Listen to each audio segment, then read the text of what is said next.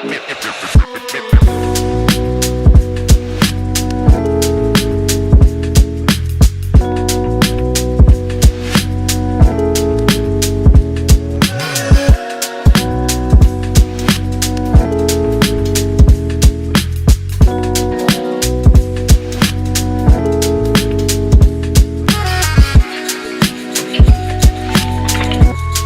said Rockets and Thunder.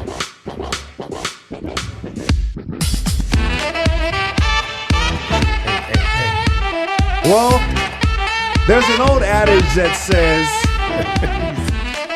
offense wins games, defense wins championships. And I would say that that's very true. But I can also say now, after watching today's games, that I think defense wins games too.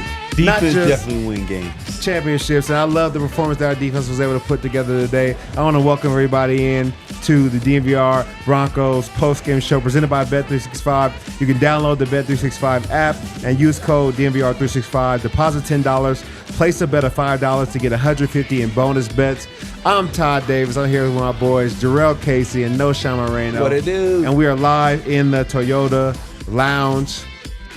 A win's a win. I feel like it's a good win. The Broncos came to play today. At least the defense did. Offense, 3 touchdowns, 3 interceptions. Definitely not what we want. Under 200 yards of total offense. It doesn't matter, though. We're getting closer and closer to punch our ticket to the playoffs. We're now 9-5. We have now overtaken the Chargers in the playoff push. So this next week game is going to be very important. So what are you guys' big takeaways from the game? Let's start with the defense first, because for me, that was the highlight of the day. What a day for a defensive guy. It was a beautiful play today. I think, defense came out, struggled at the beginning of the first half of this game. Kind of was a little slow, but I think they was rolling with the punches, pounding pound for pound throughout the first half of the game. And then next thing you know, they just flipped the script in the second half and just poured it on no guys. And I think it was one of those Tyson type fights where he's slugging it with Vander Holyfield and them. He in there getting dogged out a little bit, and we bit the ear. And he bit the ear. And he going at it. It's one of those dogfight type days. And I think defense went in there and was slugging it out, and they got it done today. I think it was beautiful. Yeah, because like you said, it didn't start off hot. Like first drive, 70 yards, touchdown. They went and scored, punched us in the mouth. Next drive, Bo Nix interception. Like, it definitely did not feel like it was going to be a good day for the Broncos. It felt like it was going to be a bad day. Shout out to Arco, bad day. But nonetheless, the defense, I think, was able to pull it together. And then at the end of the day, a win is a win. Yeah, agree with everything you guys said. I mean, would you be more surprised? I would be more surprised if they didn't do it. Let's say that. If it wasn't the defense that led it? Right. And if the defense didn't come to play more so, you know what I mean? They've really been doing it all year. So to see them do it again, come up with some picks. You knew Richardson was going to give you the ball. So they came up with those picks, man, put pressure on them. Yeah, he moved the ball here and there, but it was more of a bend but don't break kind of defense today. And so I'm not really surprised, man, but I'd love to see them they go from that first half in that first quarter to kind of a slow start to, rolling and getting going and, getting fumbles, getting picks, putting our offense in on their end of the field, man, and we took advantage of that. Even though Bo did have 3 picks, when the defense put us on their end, we went in there and we scored 3 touchdowns. You know what I'm saying, in the air. So that's a positive. And at the end of the day, I love what the defense did. You know what I mean? I'm not surprised. Just to be a stickler a little bit, I'm gonna jump on that, the hater bandwagon for a second. You feel me? Yeah. I think the biggest thing for me is I think this has been a consistent sign of our defense all year long. We're starting on slow. We're starting a little rusty at the beginning of the game. Then we turn on fire.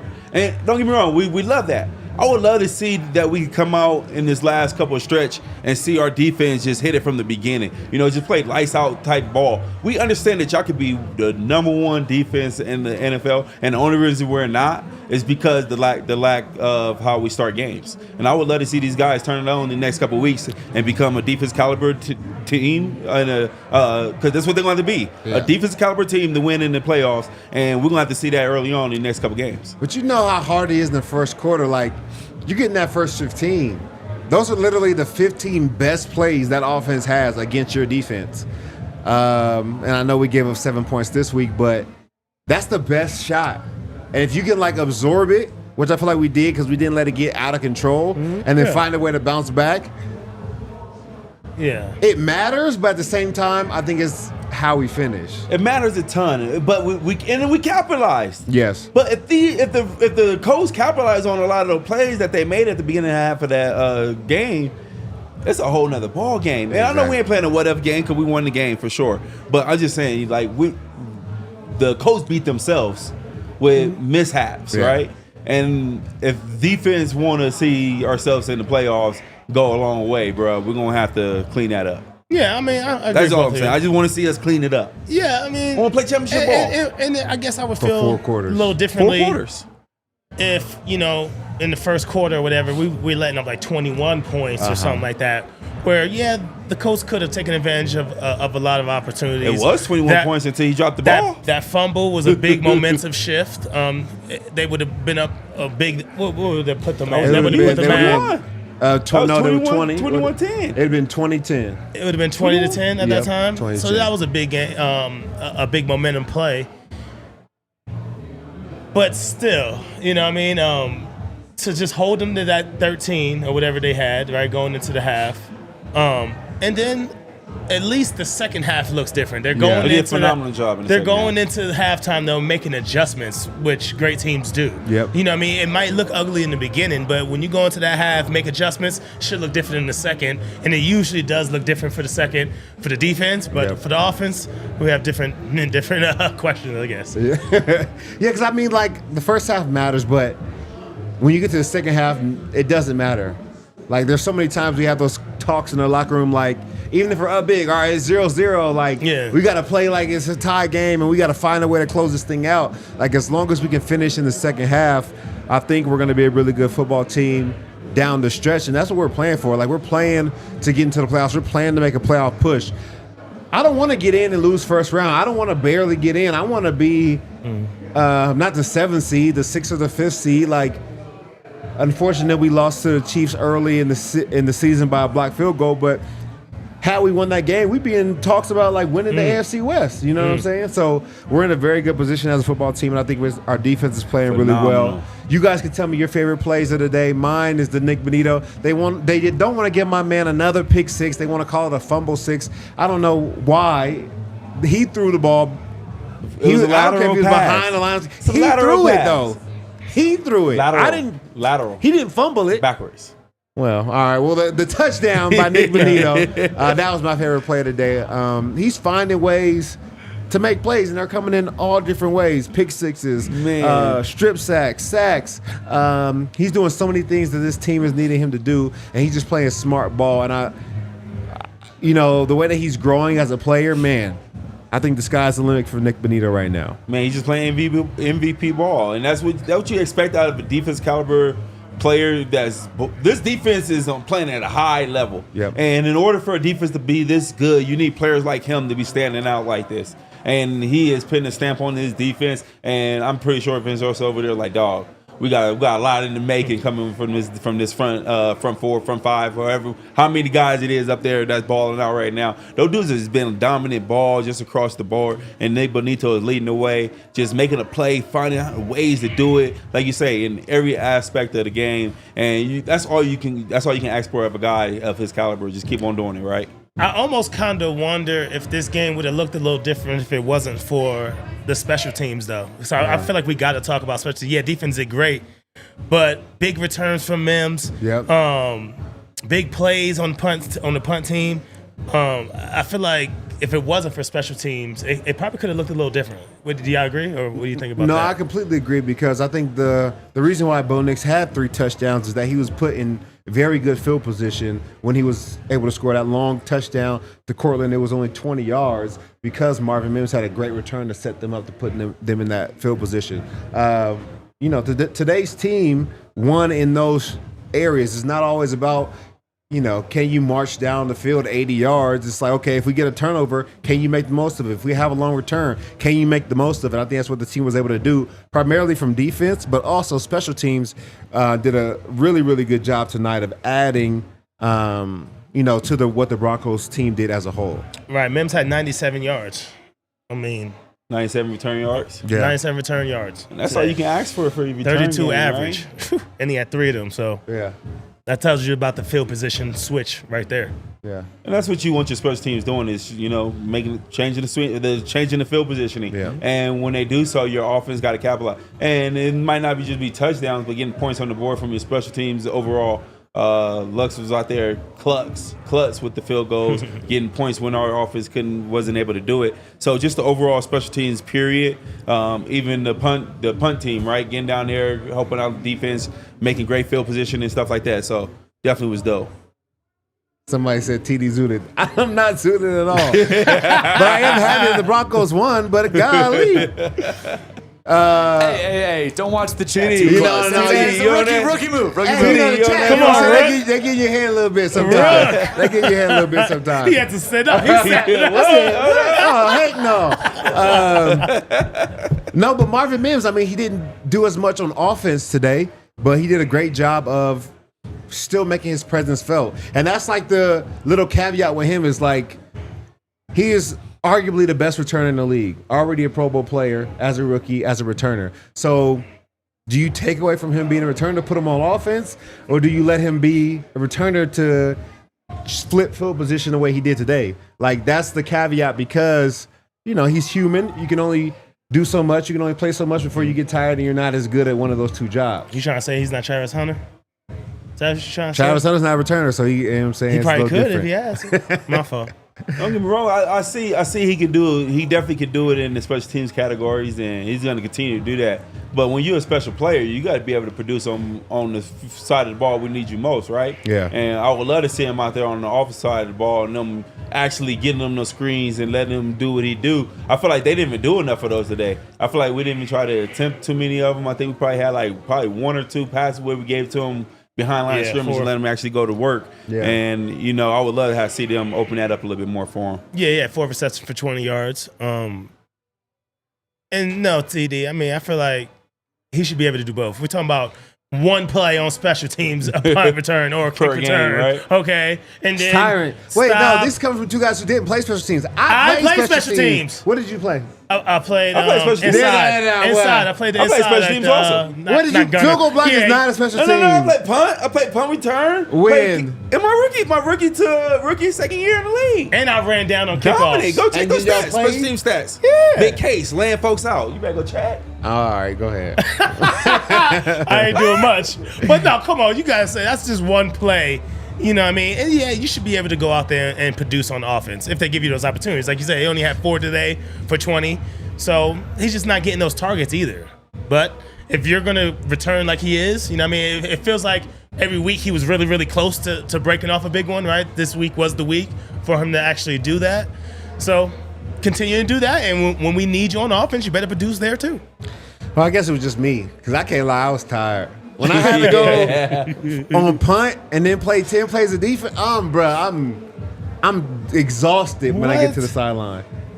I'm tired, especially playing in Mount High. All right, I got you. Because I'm expected, like, I got to go down there and make this tackle. And then I got to play 10 plays of defense. Because he wasn't kicking it out the back of the end zone? What you talking about? Who was our punter at the time? No, I'm talking like at punt or something. Okay. Riley was our punter. For a little bit of time I was here. Brandon Mez was our kicker.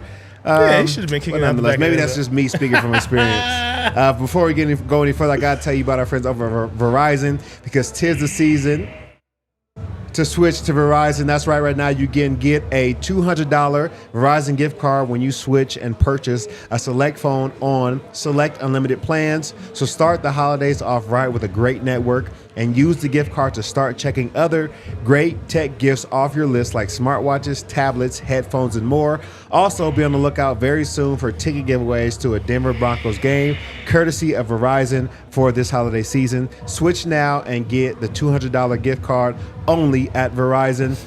The $200 Verizon e-gift card will be sent within 8 weeks, requires device payment purchase. Minimum retail is $799 and port in with new smartphone line on postpaid unlimited plus or unlimited ultimate plan required. I love it, man.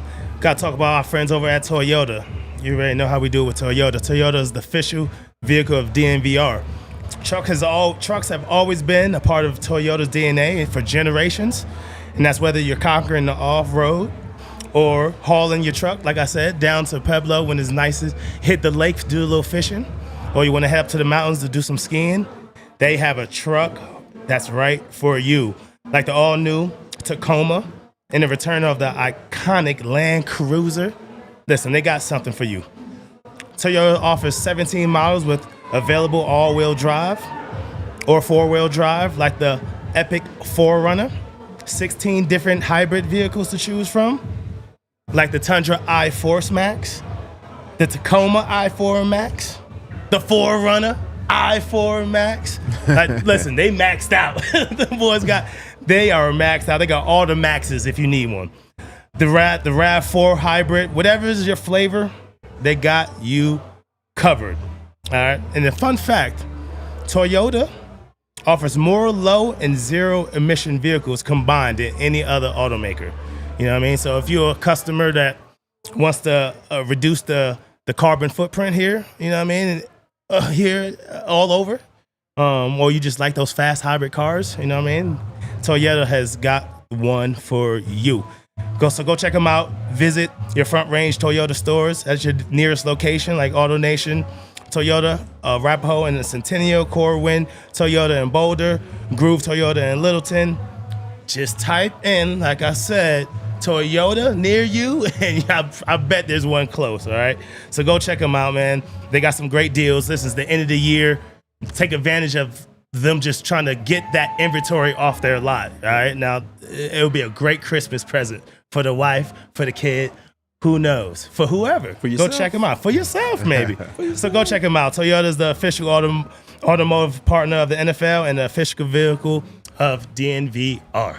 And make sure you guys hit us with a thumbs up. And shout out to Bet365 for sponsoring this podcast. Remember, download the Bet365 app. Use code DNVR365. Deposit $10 and place a bet of $5 to get 150 in bonus bets. All right, now before we move on from the defense, we got to break down our favorite turnovers. I talked about mine being Nik Bonitto's. We had a lot of great ones, whether it's Patrick Surtain's pick, Brandon Jones' pick, Brandon Jones for his fumble. What did you guys feel like was the best turnover of the day? Oh, who was that? The fumble recovery. I think it was Jones. That was Jones. Jones and my dog Franklin. Them was on the sideline. That was my best fumble recovery. I like to see my big boys get on the sideline and get busy. They hit him with a little thrill on it. So I'm at the rock with my dog. They got busy on the sideline, showing out a little bit. You can't go wrong with any of them. For me, I'll go Patrick Surtain. Because he played him so smooth on that play. He faked like he was going to play the in route. Mm-hmm. He hit him with a jab because Richardson was pump faking. He hit him like he was going to go with it and then peeled off for the pick on the guy trying to go out on the out route. It was a beautiful play. I don't even know if that was supposed to be his guy. I don't think so. I think they were in zone anyway. But just to play him like that and to make him throw that route, that ball, it was special, man. But hey, I don't expect anything different from Surtain. Yeah, that was a great play, and like you said, like that's toying with him. That's being elite at another level. Yes. You know, making you throw the ball that I want to pick off. Right. Yeah, Pat Surtain has continued to play out his mind. Best defensive player in football. Hopefully, we talk to Zach later on, and that he's healthy because we did see him take a helmet to the knee on that interception. So we would definitely want to have him healthy and back because, like we know, once we lost Riley, like we know once we had Pat without. That wasn't in the game, and the one time we didn't have PJ Locke, like, we need our secondary. You know, without a doubt, we need our guys on the back end to be able to hold the team down because they're that important. Yeah. All right, do we want to talk about the offense a little bit? What offense? I know. What offense? Talk about the offense that did not show up again. It's the second week in a row. If it's not for the defense, it's iffy if we win the game. Yeah. Iffy. Yeah. Well, let's break it down. We're all happy here because it's a win, so we can talk from a place of like, let's get better because we're trying to win Super Bowls and championships and be the best we could be. I just know that 130 yards passing and under 70 yards rushing will probably not get the job done against top-tier competition, i.e. not the Colts. I think the problem that we have is that one, we can't establish the run game. There's none of that. There's not one bit of a run game. We can't even set up a screen. We can't set up play action. We can't get anything going in that aspect of the ball game. And I don't know necessarily if it's the running back's fault, if it's the O-line fault, or just overall bad time when we call the play.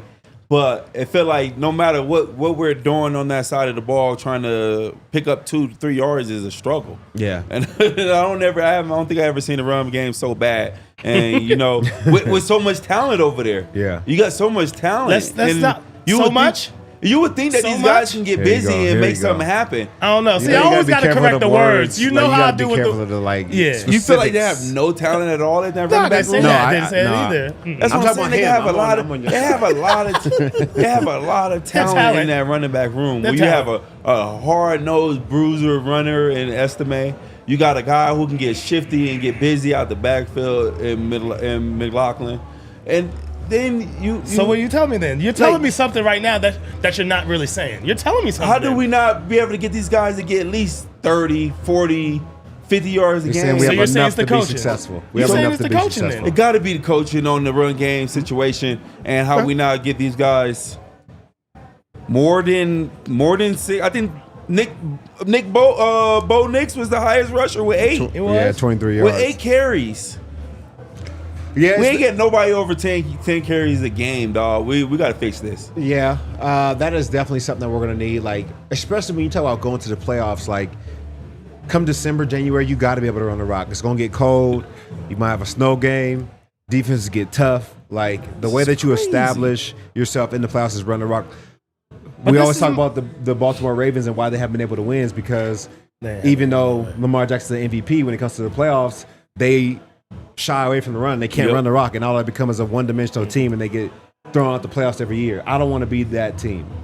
I just don't think that's the mindset of the coaching staff, and it's just not the identity of this team. I just don't think. I know what you're saying, and you're really right about that. That you're going to have some kind of complementary football when it comes to the playoffs. You got to have both sides, right? But that's not who this Broncos team is, right? I think they're more so hanging their hat on let's just keep Bo, right? Like let's do enough so that Bo doesn't make these mistakes, these 3 picks, and let's go out there and win it on the defensive side. And then if special teams can come out and play like they did today, they're saying that let's just win those 2 phases of the game and maybe just ride over that hilltop with the offense. Because I mean, the run game is not going to come.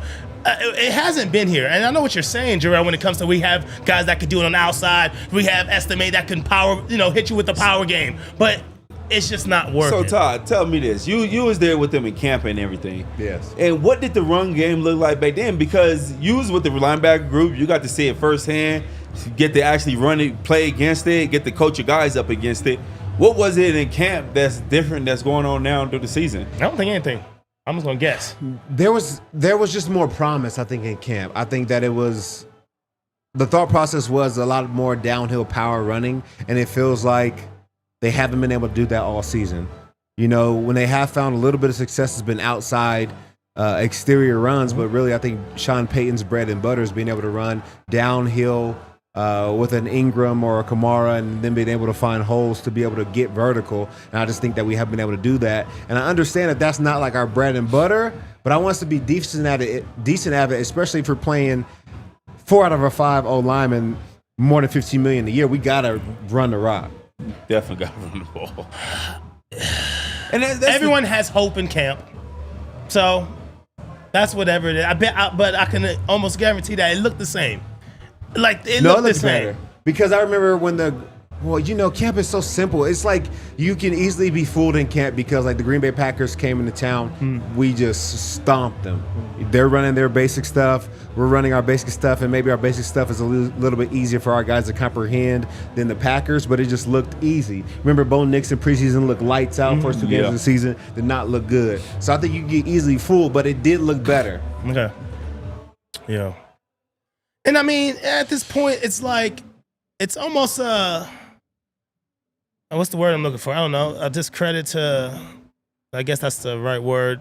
Well, I'm just thinking about Estime, right? Because at this point, right, it seems like they do want to use Estime, right? They want him to be that power back, like you said. That's what Sean Payton wants. He wants the power, hit you with the power, and then hit you outside with Jaleel with the speed game, right? Yes. So it's almost making me think, bro, Estime, you're not in these books? Can you not pass protect? Like, what's going on? Because that's really the only reason why they're putting Javonte in. They know necessarily, okay, he's not going to hit us with that big play, but he knows his plays. He knows how to pass protect. And that's a big portion of what you do as a running back. So, like, I'm starting to think, like, bro, do y'all not know the plays the guys? Because at this point, you could just say, let's just go ahead and make Javonte the third running back, and let's run with Jaleel and Estime and make it a day. But they're not doing that. You still see sprinkles. What Javonte had today? And I'm like, is it really worth those sprinkles? Javonte 6 for 15. 6 for 15. Yeah. I mean, Estime had 5 for 13. You give Estime one more carry. Okay, now he's the third rusher on the Broncos. You know what I'm saying?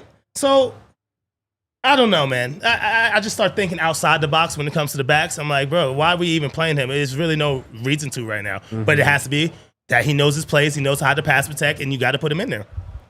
I'm just confused overall, dog, because like you using every running back, and you spreading the carries out evenly, and they just not giving us nothing.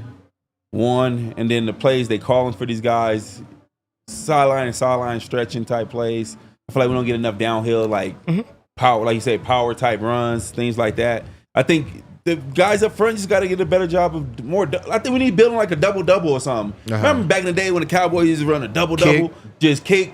Like I think we need to find some other way. Like we gotta go back to the old school picture. Get the little butt face mask, and everybody just get dirty in the mud type ball or something. Because I feel like this run game just never gonna show up. It's not. And no matter how many running backs you want to put back there, no matter who you want to do, it's just not. You can working. put one back there. I want. Sheesh. Who? Genty. I say that a couple weeks ago. He's not even a Heisman winner.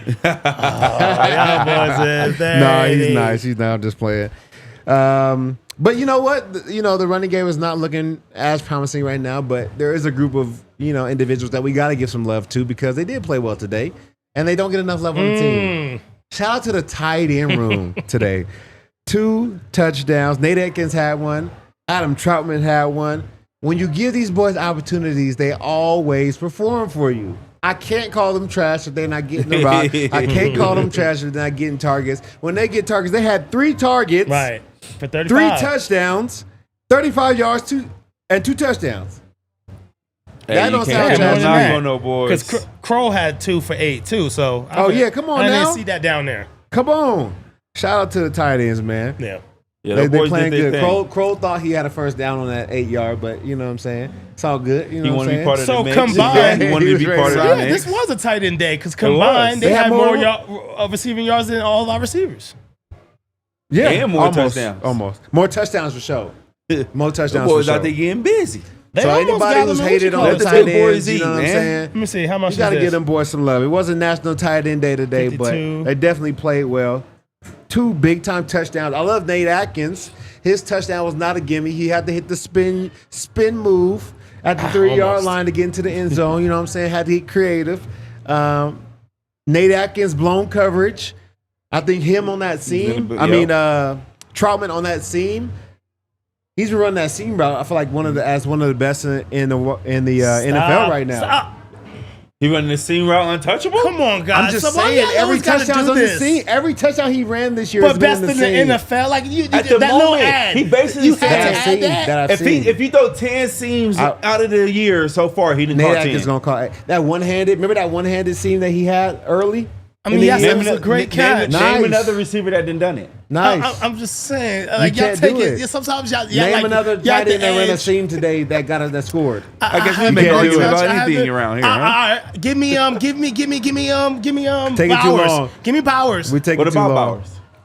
What about Bowers? Nobody even know who that is. Give me Bowers. He runs the best seam route. If anything, like you said, the best in the NFL. Like you went over the edge. I can't believe y'all be doing this. It is what it is. While Knowshon starts to think of some tight ends that ran a seam better than Troutman we're gonna sit here and wait all day. We gotta tell you about my friends over at Bet365. You guys were in on the parlay today. It was so close to hitting, guys. We had Can you pull it up for us, Kale, if you have it for us?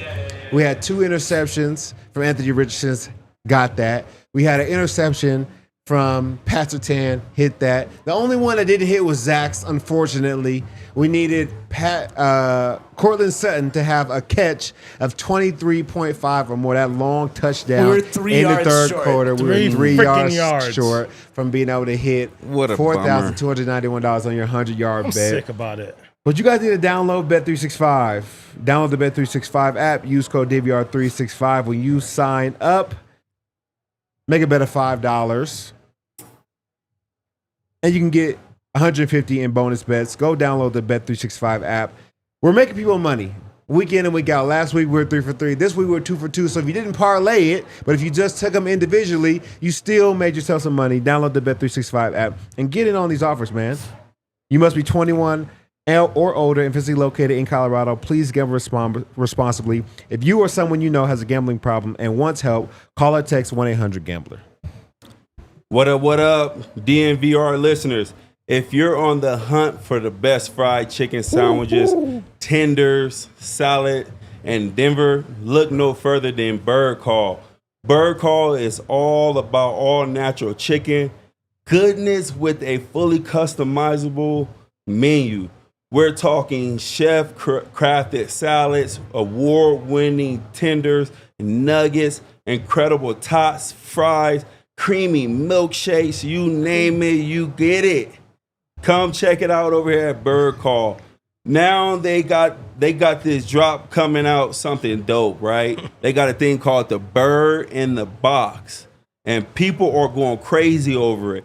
Here's how it works. For just $9.95, you can build your own bird in a box with your choice of 2 crispy sliders or 1 slider and 2 tenders, plus tots or fries, pickles, and one of their signature sauces. Or if you like it spicy, you can upgrade to Nashville hot chicken tenders. All right. Hey, Bird Call has hatched in Denver, Colorado, and now has 8 restaurants across the Front Range, and with more opening soon. Get over to Bird Call and get your hands on a bird in the box. And this week only, Denver fans can score $10 off any $20 order at Bird Call with promo code DNVR10 hashtag. Get over there, y'all. Check it out. And make sure you guys hit us with a thumbs up. Shout out to our presenting sponsor, Bet365. Download the Bet365 app. Use code DNVR365. Deposit $10 and place a bet of $5 to get $150 in bonus bets. And also, if you're an Apple Podcast listener, please turn on the downloads for the podcast so you can always be up to date when we get new podcasts that drop for you guys. And people are saying that Zac is, I don't know how to phrase this. Somebody said Zac is... Okay, they're saying I'm acting like Zac is what I'm saying with my statements. But shout out to Zac. He'll be on here later. But I do think the Broncos are in a good position, man. You know what I'm saying? This is good energy. I was going to go left. I couldn't pause myself enough to say the statement. Okay. You know what I'm saying? So I just rather just you be acting like Zac with your statement. Yes. That's funny. Yeah. But what statement? Shout out to my boy Zac. He's coming on later about the tight ends. Yes, whoever said that, appreciate you. It's not true. Appreciate that, actually. It's not true. Now I appreciate that. It's not true. Okay, so where do we go from here? Good game. We beat the Colts. Now we're second in the division. We have a huge game against the Chargers next week. I think this is the biggest game of the season because if we win this one, stay second in the division, it drastically changes who we play. Like, I don't want to play the Bills. I would much rather play the Steelers. And right now, if we can stay ahead of the Chargers, we would play the Steelers instead of the Bills. If we can keep going up and beat the Ravens, although they have the tiebreaker on us, beat them in the record, then potentially we could play the Texans, which is an even better matchup for us. But I like either one of those teams, the Texans or the Steelers, better than I like the Bills. Yeah, I'm right with you on that. And it's a short week, right? So this is one of those weeks. I mean, and we had some big injuries, I think, today. You know, you got DJ Jones that went down with a little something in the hand. Yeah. We had Roach, I think, for a second he was down, but it looked like he was back, and he's going to at least have these couple of days to recover. You got Surtain. with his knee or whatever the case may be. Hopefully he's doing fine, right? Still Riley, right? This is going to be one of those games where we can see what the depth is like for these Broncos. We already see it with the corners, and then we're going to see it even more. Now we're going to have to see it with the D-line, right? But I'm confident enough that I think that these other pieces around, we talk about the Coopers, the Bonitos, the Allens, right? I still have faith in those guys to get the job done, but this short week with all these injuries does not help us. Not at all. And when you break it down like that, it makes me a little bit nervous because this Chargers team, although they lost today to the Bucs, they're no slouches. Like, they're a well-coached team, usually a really good defense, have the ability to have a good throwing game with their quarterback. So we're going to need all hands on deck if we really want to stay second in the division and win on a very short week. That's last time we played the Chargers was a good day for the secondary back there. So we're definitely going to need our guys ready to roll and guys to be healthy and ready to step in coming up front. But I think the biggest thing is going to be, like you say, getting that front healthy. Once we get the front healthy, I think that's going to be the best game changer for this game going forward. I think they did a great job putting pressure on Herbert last time we played him. Mm-hmm. He just made some great throws. And this is going to be the time we got to make sure we capitalize and make sure we finish on our rushes and make sure we get them down more so than let them make the big plays. When they said it was, what's his name's ankle? It could have been it could have been his ankle, right? Pat. Who that? Yeah. Pat? Yeah, it could have been. Well, I seen his knee, but it looked like his ankle or his foot was still in the ground.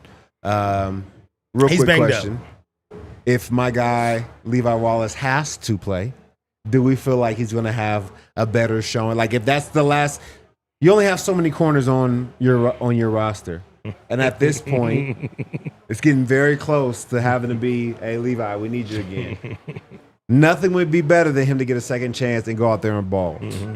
What are your feelings about him getting his second chance if he does have to play? Will it be better than the first? Worse? About the same? I think this can probably be a little bit worse. I ain't gonna lie. Oh. It could be worse. I think it could be worse. This is a pretty good receiving team we're coming against. Yeah. Quarterback that can actually pinpoint the ball and got great accuracy. And if he ain't ready to play, it could be one of those a long day. And you know they're gonna target him. They know you're gonna get from the last film. You know they're gonna come after you. You hope that he have been for the last 2 weeks and being benched this week, not getting a starting role. That you are stepping in and ready to go, and you're gonna have a different mindset and hit that switch, right? But I really don't see. Yeah, I don't know. I don't think you can get any worse than that game versus the Browns, man. Yeah. Judy was going ham. I mean, their best receiver over there, arguably, with the Chargers is Ladd. Ladd is more of an inside guy. Uh-huh. He's a slot guy, right? On the outside, they got Quinston Johnston or whatever his name is, right? So I'm not really – they're not a Judy. Even though, you know, people have their thoughts about Judy, he's still a great athlete and can obviously smack your head off. Pause that, I think. So I think he says. Yeah, I had to think because that was ridiculous. But no, so I don't think he can get any worse than that game, right? So if he does get his opportunity to go in there and play, I think he does redeem himself and have some big plays in there. That's going to help this defense out. But they'll still continue to rotate all the guys in there. Yeah, I hope he does. You know, if he does get a second chance, I hope he does play well. And that's how it is when you start getting to the later parts of the season and you are a playoff team. You got to start thinking about the what ifs and who's out and when we're going to get them back and who their backup is and if we have enough depth to really make a push in the playoffs, because this is what it's all about at this point of the season is how deep is your roster? How many good players do you actually have behind your starters that are going to have to play? How many guys like Justice Trinidad who may have to play 9-10 games for you? How many guys like Chris Abendrain who, shout out to him, came and played really well as a rookie? How many of those guys do you have in your roster that can make you successful enough to be good in the playoffs? Because unfortunately, you know, the rate of injury in the NFL is 100%. So at some point, you're going to have to sit out for a little while. You're going to have a backup come in and play for you. So this is like nut crusher time for the Broncos. And it's really going to test us as a team, test our depth, and see what we're really made of. Yeah, and it's not the right time for all these injuries, though. That's for dang sure. No. But that's where your team, you know, you start to draw back, right? I think that the coach and I think Sean Payton and them, they do a great job of saying, hey, do we keep pounding our guys in practice, or do we now have to start winding back a little bit and giving our guys recovery time, giving our guys more, film study more than field study. Yeah. And that's where, hey, it's playoff time, man. And when you see your team is getting banged up this way, and they're actually, it's not like they're slouching out there. They're actually stepping up to the plate and performing. Yeah. It's time as a coach, you have to start dialing back a little bit. And that's where you start getting your recovery at. He knows. It's too late to say we're going to go out there and get new people to come in and try to bounce back, right? You got to get your guys recovery and let's go. And that's why I say he knows. He's a veteran coach, so that's why I can see happening coming forward. Short week. Yeah. Short week, recovery, take some time, get with your family, relax, let's get back to it. I'm still not really sold, though, man. I don't know how far can we really get, honestly. Yeah, I think I agree with you, Ty, when it comes down to who we play in the playoffs has a big impact on how far we go. But I just have no confidence in this offense, man. Not really. And today was a bummer. None, not even a little bit. Like, I know today was bad, but you want me to give you a percentage? They haven't been like horrible. Give me a percentage, then I guess. What's your faith? My percentage of faith. Faith for and what? And that they will handle what they have to handle on the offensive side to get further than just the first round. Let's call it 21 points. What you mean? Let's call it 21 points. What the offense would probably have to put up to be able to win. 21 points a game. What's my percentage of faith that they'll do that? Or can be able to be successful. Did they put what they put up today? Actually, I can't 3 even. touchdowns. I know put up 3 tugs, but that's 21 points. They got 21. Fed that. They got hand fed that. But okay, dog. did they not? Come on. But okay, they got fed that. But okay, they got go it, ahead. though. 21. It was a team game. They got put in. They did get put in very good positions to be able to score those touchdowns. Okay, but you like to see the touchdowns when they drive down the field, and they're capable of doing it. You've seen it in the Kansas City game. Respect. They drove down, but it's just not consistent. But okay, I get it. But what's the? I would say 50-50, which is not great. Right. You like literally flip a coin of whether our offense will show up and be dominant or show up and be lackluster, and we'll be calling on the defense. So it's probably not the best odds, but at the same time, there's a 50% chance that we come out and ball out. Right. Okay. You over there? What you think? You're not in it? Okay. Why not your name in it and you're not in it? You feel me? I feel like, No worries. I just feel like I'm with you kind of like, I don't know if the offense is going to bring enough. Just period. It's just period. It's just to see him go back to his old ways from the start of the season. Cortland dropping all those passes the way he dropped them. I forgot about that. Like, guys couldn't get open for Bo to get even great passes, period. Run game is non-existent. Like, just to go back to that all over again after a clean bye week, after coming off of good, strong performance the last 3 weeks before that. Yeah, I just don't see it. I just feel like they're going to continue to stay average for the rest of the season, and that's not going to be good enough to do it in the playoffs. Yeah, it just depends on who we play. And it goes you back might be down able to to do this with the Texans, like you said. Yep. You might even be able to get away with that with the Steelers. For sure. That's why I want to play. I don't want to get into a shootout and need 14 points late in the fourth quarter and try to manufacture it on offense. I'd much rather be in a low-scoring game, a game that we manage against an offense that's not top tier right now. Do you ever think about this selfishly? Do you ever think about this? Like, just think about is there a part of you that says, you know what, I would like to get to the playoffs to finally break that streak, right, and finally get to the postseason, but I don't really want to necessarily go too far because you start thinking about draft picks and who you can get. Do you guys ever? Does that cross your mind ever when you start thinking about the playoffs and how far they go, or do you for real want them to? Like, I know true fans. I know, you know what I mean. You want them to for real win the Super Bowl. If you can get there, yeah, go. But I wouldn't be angry. But once you get to the playoffs, now it's not even really about who you get in the draft picks. You picking at the bottom. At the bottom anyway, like 20. Yeah. You at 20 you gotta anyway. go for the win, yeah. So you at 20 anyway. Yeah. Okay. Nah. Are you thinking about draft picks at that moment? Not as a player, but as a GM or organization, I think I would be, just because I know realistically, just being realistic with this team, like, they're doing phenomenal. But realistically, are we posed to make a Super Bowl run right now? I can't say yes. So I think that in order to get there, though, we need more high caliber pieces, and the way you get those is either in free agency or in the draft. So my mind would start thinking about the draft, thinking about players that may be there. I don't think Travis Hunter will be there. No. 15. Shout out to Travis Hunter. If you guys are looking for some great merch, we got this Heisman merch for Travis Hunter now that he's won the Heisman. I mean, my boy RK called it early in the season. He knew he was going to win it. One of the best two-way players in college of all times. Not many players have done it. You got to go get you some of this merch, man. I got to get every T-shirt. I'm going to be, fresh to death. Shout out to Travis Hunter and what he's doing over there.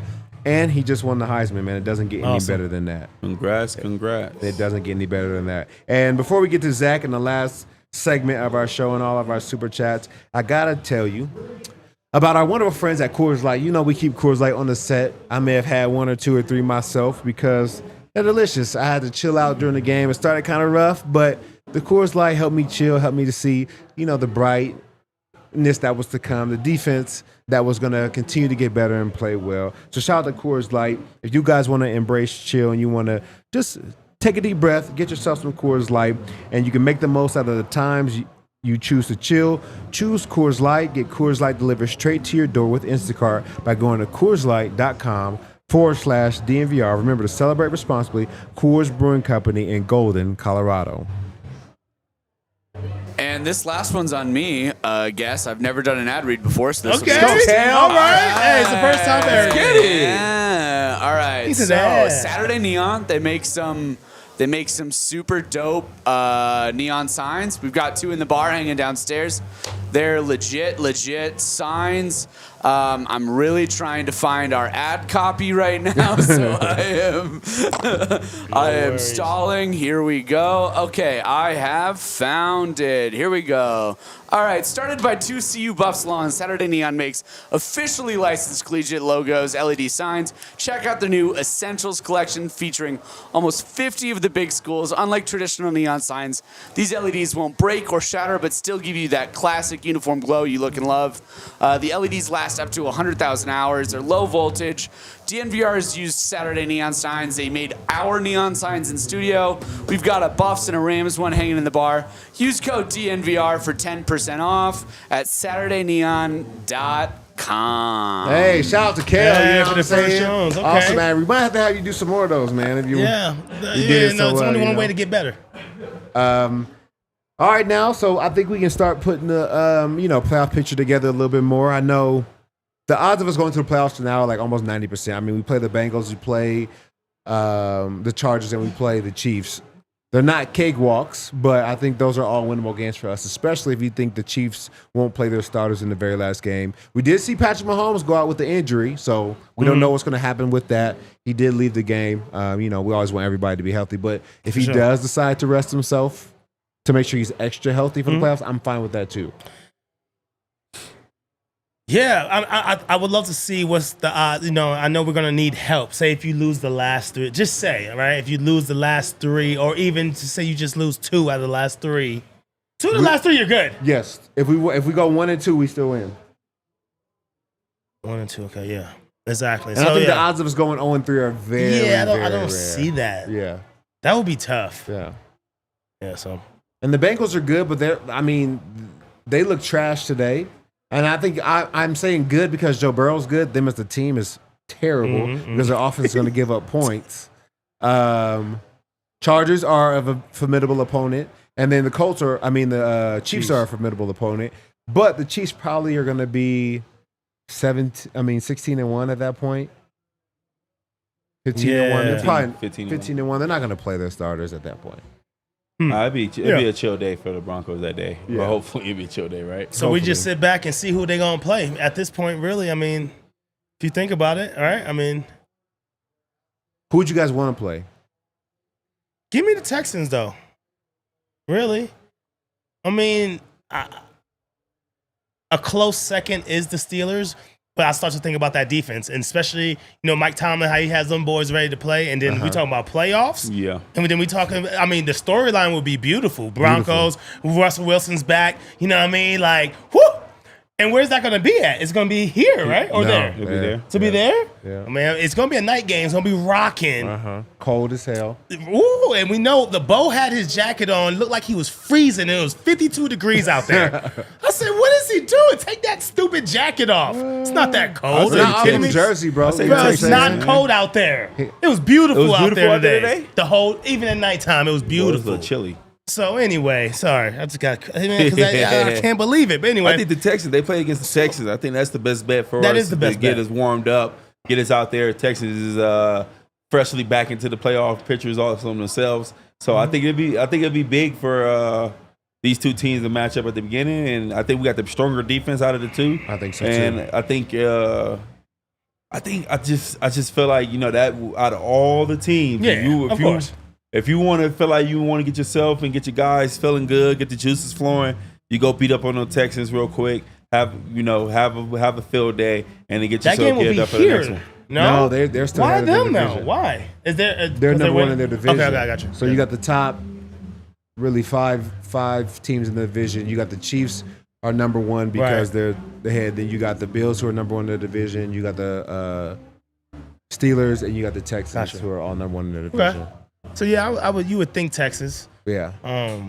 But they're a dangerous team as well, man. Honestly. So, but out of those three, if you had to choose, then yeah.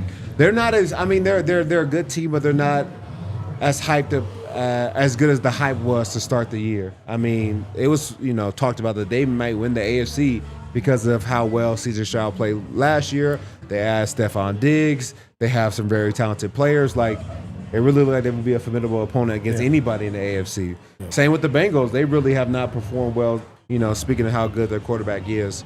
But yeah, I think anybody but the Bills in the first round, I'd be happy with. And I think that we can, go toe-to-toe with. So. And if I was Bo Seabane, I just saw that one right there, I would tell him that, bro. If you don't take that jacket off, he would just be laughing at me because I'll be like, bro, take that jacket off. It ain't even cold. What you doing? I would say that. Are you one of those coaches who, doesn't want your players to wear long sleeves or doesn't want your players to wear, No, I'm not. No, not that drastic. Uh-huh. But he looked like he was cold. And I'm just thinking about it gets cold out here, and we're going to have to play in cold games. Why can't he be cold? Because it's not cold. It's not cold out here. But he can't be cold because you're not cold. Can't be cold. Can't be cold. It can't be cold, but it's not cold. Maybe that's why he threw 3 interceptions. He's trying to get warm. He can't keep his arm warm. And that's bad news for us, man. We in Denver. We can't be cold, fellas. All right, let's hit these super chats while we wait for Zach to call in. Oh, shout out to my dude Knowshon today. He got the game changer of the day. Little game chisel. Who was the game changer? Bonitto had to be the game changer. I had Bonitto. He had to be the game changer. Oh, dang, he won. He had to win.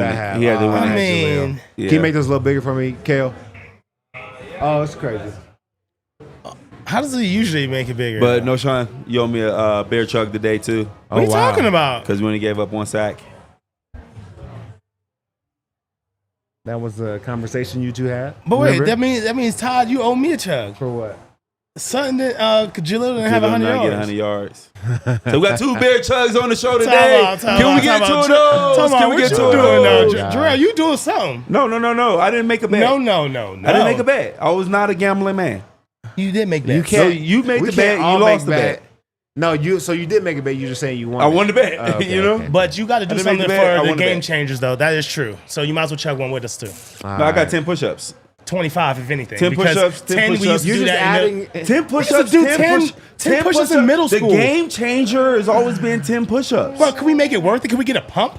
25. 25 push-ups? 25. I guess Get so. 25.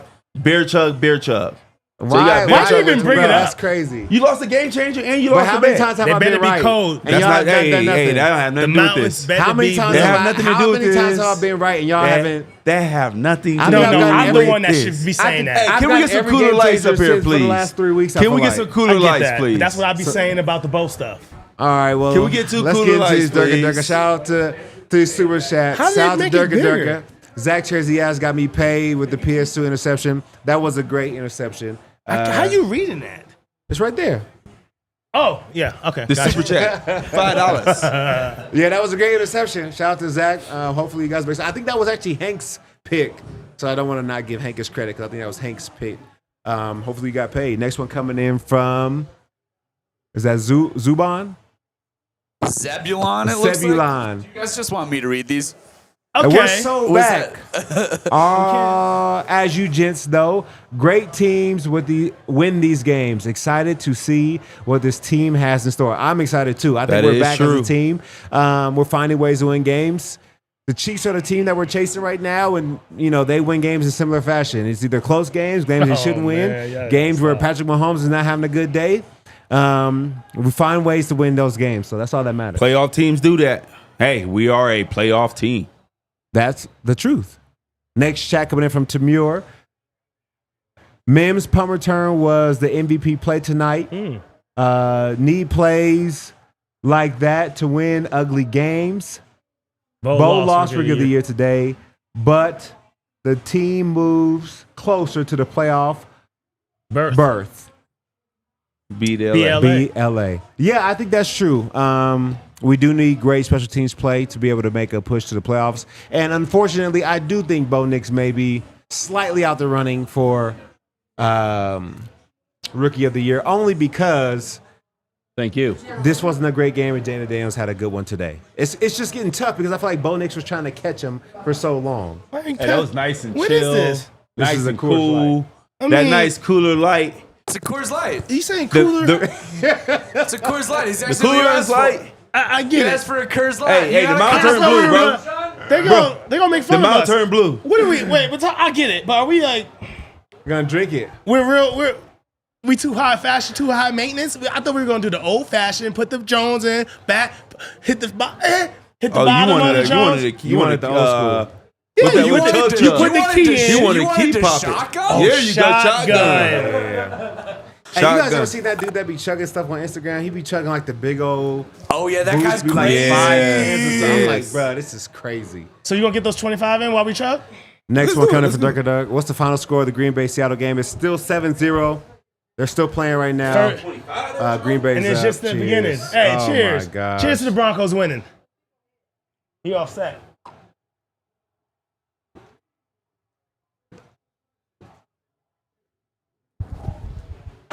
For those listening, we are in the middle of a bet repayment right now. Todd just slammed it. Knowshon is not doing as well. Well,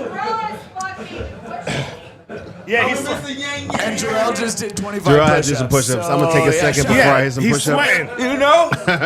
It's been a good time. A bet's a bet. I don't know. I lost because. Wait, I chose because Knowshon had. Oh, I had to bet. You didn't get 100 yards. I'm bringing my funnel in. I put my faith in Jaleel, and it did not happen.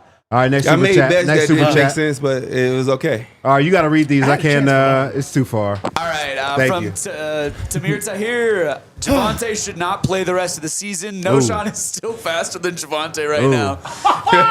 Woo! 2-man RB room with Audric and Jaleel will get some rhythm. Well, first question: do you think you're faster than him right now? I think I'll be right with him. I think I'll be right with him. Straight up. But I'm damn sure running more downhill than him right now. Okay. And that's so confusing to me because of how he, since after that ACL injury, man, it just seems that he didn't have that spunk still. You feel me? Like, it just looks different. Yeah. So I think I'll be right there with him. You know what I mean? But I'm running downhill still. And you've been retired for how long? Like at least 12. Ooh. Yeah. I got a good game in me. All right. You do it? Yeah, for sure. I got faith in you. Give me that Toradol, though, too, though, coach. Hey, shoot me up. Both knees, Doc. I need all the hurting. All right, from Rod Blocker. What a name. Glad Bo getting this out of his system now. We still scored 21 and he had 3 TDs. We start mixing the running and get Bo back to his normal self. We good. You keep on wishing, though. We got to get back. When it comes to the run game. We got to get running the ball. Like you said, in order to get Bo back to his old self, we got to be able to run the ball. We can't run the ball, Bo won't be nothing else. We were never able really to run the ball. Ever. He just has to be better with his decision making. And get your feet set for once in your life. Yes. I mean, he's sitting in the pocket, still moving them, throwing off of 1 foot, throwing picks. Okay? At least set your feet. That's the thing. The off-platform throws that he makes outside of the pocket where his feet aren't set and they look nice and pretty, he does a good job of those, and he's been getting much better at that as the season progresses. But in the pocket, he's still much better at throwing the ball downfield if his feet are set. I think on 2 of his interceptions today, his feet were not set, and that's what caused the ball to sail on him and those interceptions to be thrown. So next super chat, Kel. All right, this is from Durka again. Low-key heck the Chiefs. I mean, we all feel that way. Yeah, absolutely. Yeah, for sure. And then one more coming in from Rod Blocker. I get it, Knowshon, but we still put up 24 today. 2-4. What a day, what a day. No, I get it. We took advantage of those. It would have been, oh man, it would have been horrible if we would have came out with just field goals in those positions. So. I mean, sometimes we got the ball on the 20-yard line, on the 25-yard line, on the 30-yard line. Like, we got them to be able to score 30 yards out, right? Yeah, for sure. Glad to see that they were able to do that for sure. Do we want to maybe go over some NFL scores from the day while we wait for Zach? No, have you got all the super chats? That's all the super chats. That was all the sizzles? Perfect. Sizzle it up. Oh, never mind. What'd that say? That was a long one. That said no. It started with my name. That said Knowshon. I saw a blog. You gotta send that to me, bro. That was a long one. Somebody hating. I don't know. Maybe it was just a question, but. Let's go around the NFL. Let's see what else. All right, we're going around the NFL. Starting on Thursday night, the Rams beat the 49ers. 49ers are cooked. What do we think of that game? A lot of injuries over there as well. Purdy screwed me in my fantasy football league. He had 3 points. Couldn't believe it. I was in playoffs. Now I'm lost because of that. But, yeah, he just hasn't been looking good. I mean, a lot of injuries over there as well. But I would guess that I would see more from Purdy. I think Purdy's a good quarterback. Is it true that he's a product of his environment, though? If he loses his star players and then he goes down the drain, does that mean that he was a product of having talent around him more so than being the talented quarterback that led the team the right way? Oh, man, it's tough. All right, but all right, I put it this way then. Put Bo over there. I mean, put Purdy over here with this defense. It's almost the same thing. I don't think Purdy's putting up points like that. With this defense, you don't think Purdy will come here and put up numbers? No. Or at least be where Bo is or better? No. That's crazy. I think Purdy's a really good quarterback. They don't have the defense that the Broncos have. So they have, though. Not really. No, for years they have. Oh, they have. Yeah, for every year. But this year they've had a phenomenal defense. And Purdy's looked decent those years. So he has no defense and no star on offense. What do you want him to do? What if we had no defense over here? We would not be where we are. I understand, but I think it's the conversation of, like, does he deserve a big bag or does he deserve like a role player bag? That's a different question. Because for me, I think he's a product of his environment, because not only did he have a good defense, he not only has stars, he has some of the best players at their positions on his offense. He's utilizing them as playmakers more so than he's making them better.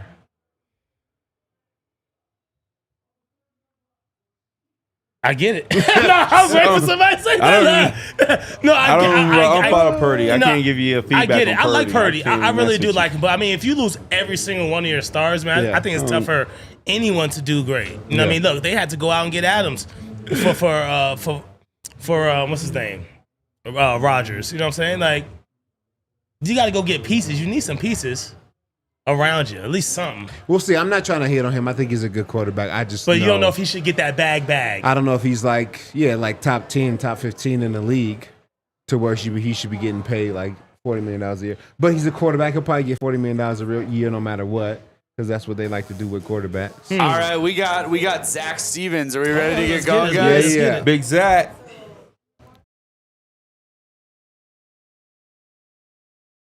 What's going on, man? There you go. Fellas, Big what Zac is in the going building. on?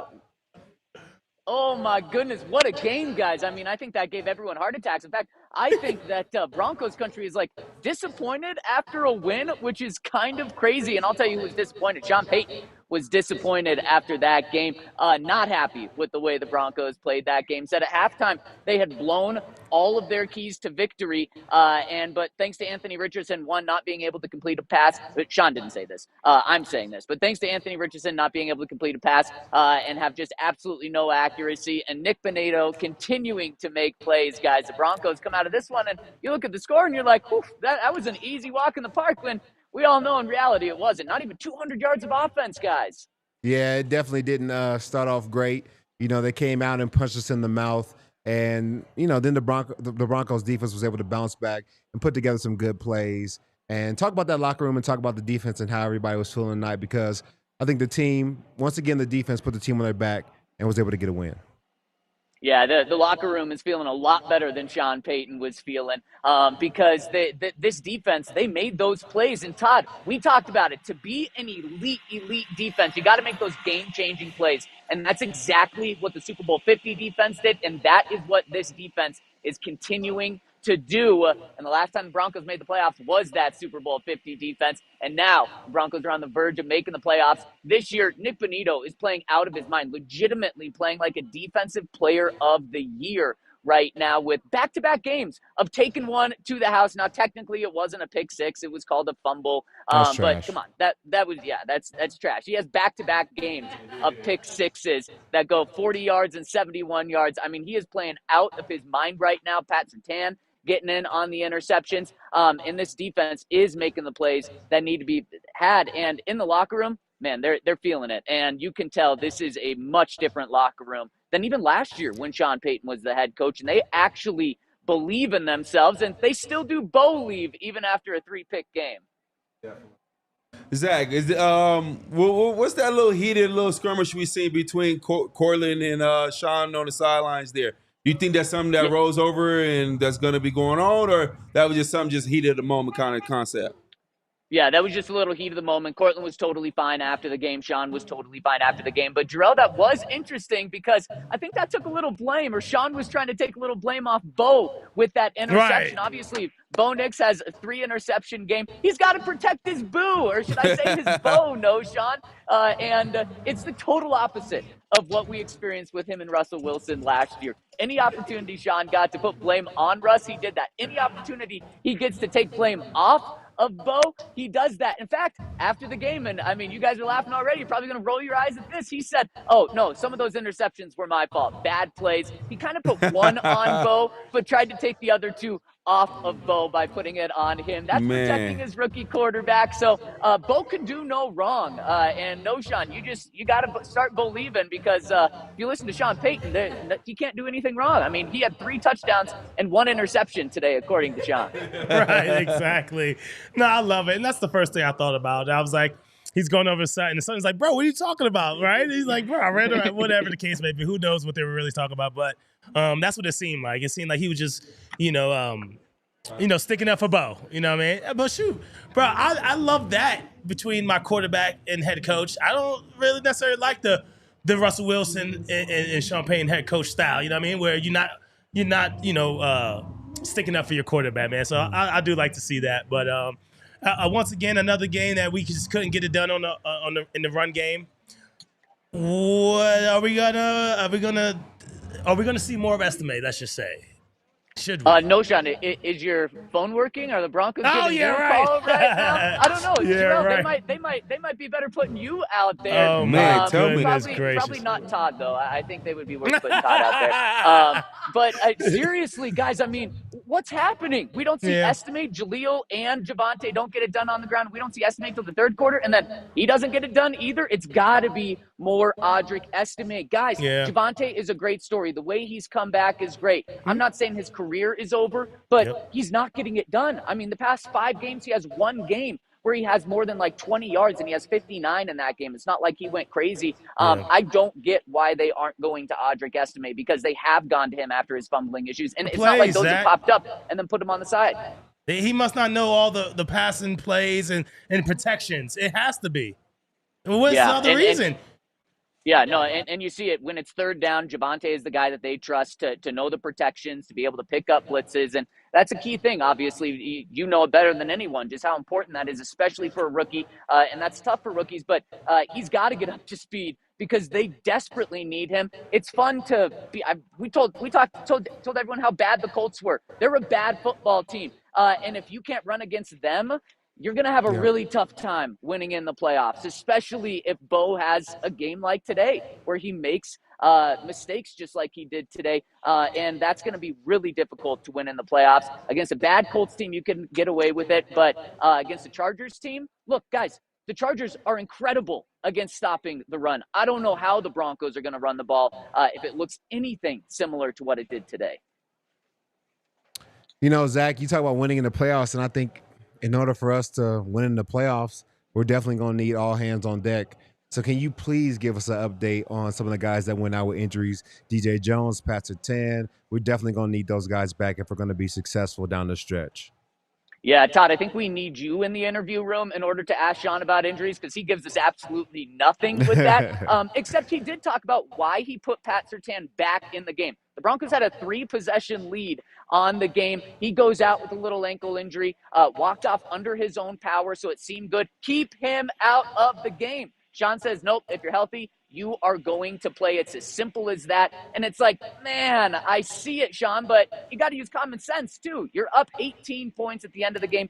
Keep him out of the game. And then he gets injured again and actually had to have trainers help walk him off the field. The good news is, though, with DJ, with Pat specifically, I did see both of those guys in the locker room. Pat did not have a boot, crutches. He seemed like he was fine walking around. So I think positive news about Pat Surtain for what could have been scary. Now, the tricky thing is Thursday night, playing on Thursday night with some of these guys getting banged up. This was maybe the most banged up game that we've seen from the Broncos right now. That could impact them for this Thursday. The good news is the Broncos only have to win one of these final 3 games to make the playoffs. They do have that game lead on the Chargers now. If they beat them on Thursday night, the Broncos are not going to be the 7th seed in the playoffs. They're going to be the 6th or maybe even the 5th. And that's the difference between going to Buffalo and playing the Bills, who just really took care of business on the road against Detroit, as opposed to maybe playing Houston in Houston instead of playing the Bills in Buffalo. A huge difference there. So Broncos are going to need those guys. The good news is Justin Herbert's a great quarterback, but they don't have weapons right now. And Ladd McConkey, if he's still out, you might not need Pat Surtain, but I mean, he's playing like the defensive player of the year. You certainly want him. Zach, I feel like we definitely need Pat Surtain because our only other option is Mr. Levi Wallace. How do you feel about him potentially have to start next week if Pat can't play? He didn't even get a jersey today, Todd. Don't scare people like that today. I think by him not getting a jersey, that said everything you need to know. And shout out to Chris Abrams-Drain, a rookie coming in, getting his first really significant playing time, and boy, did he step up to the plate. Now, it's going to be interesting to see how teams game plan for him moving forward, but he feels like a much safer option for the Broncos moving forward. And then you have Damari Mathis out there. Those are the 2 guys that it was today, but the Broncos are showing that they do have depth at the cornerback position. It's just about trusting the young guys and not just turning to the vet because he's played more football. And they did that today, and it worked out for him. Well, thank you, Zach. Any more info from the press conference or any takeaways that you have from the locker room? One more thing, guys. The Jonathan Taylor fumble was a big talking point. And I'll tell you what, Sean Payton was like upset at that fumble from Jonathan Taylor's standpoint. Like, he hates that so much that he couldn't even like be happy that it happened for him because of how much he hated that play. Like, you could just tell he would never sign Jonathan Taylor. He would never touch Jonathan Taylor after that play. And he was asked, like, can you use this as a teaching moment and essentially for your team? And essentially Sean said, he didn't say this word for word, but essentially what he said was, I would never have a player on my team that would ever do that. Like, that's how bad it was. He was like pissed about it.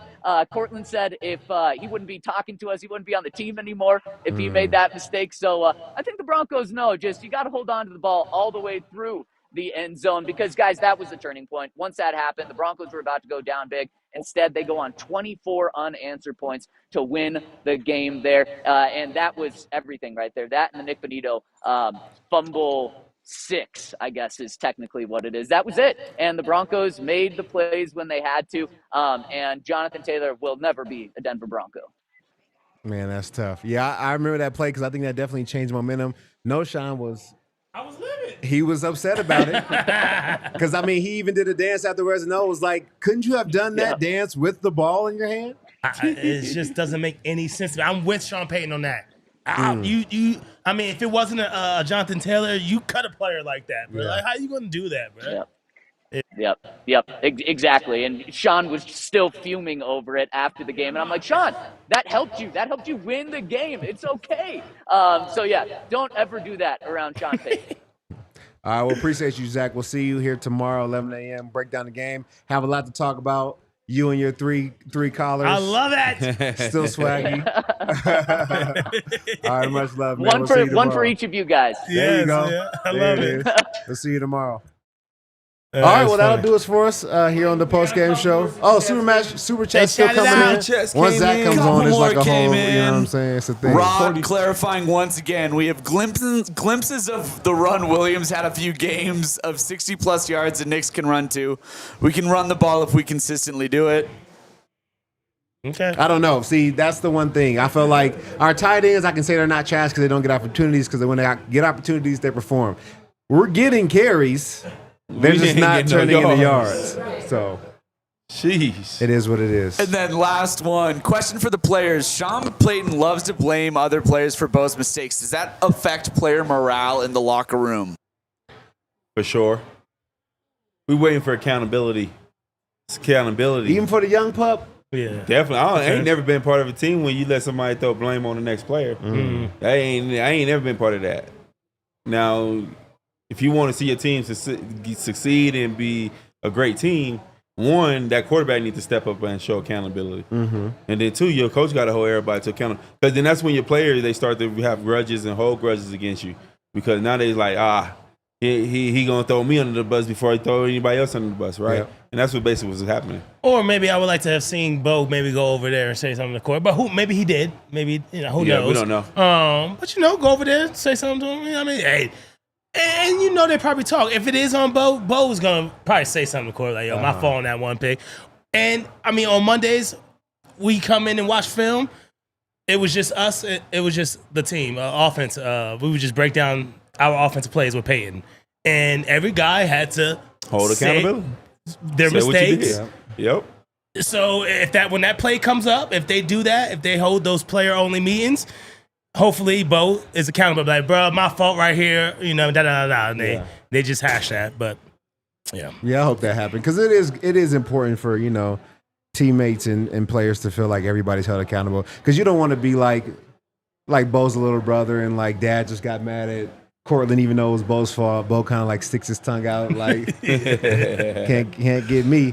No, but I think they'll be a good team. Yeah. It's a little too early for them to be like nobody get mad. Mad at each other. Yeah. But appreciate you guys joining us on the postgame show. We'll be here every week.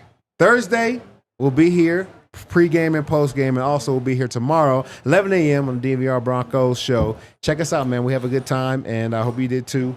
Much love. Turn up. We all silly like the mayor.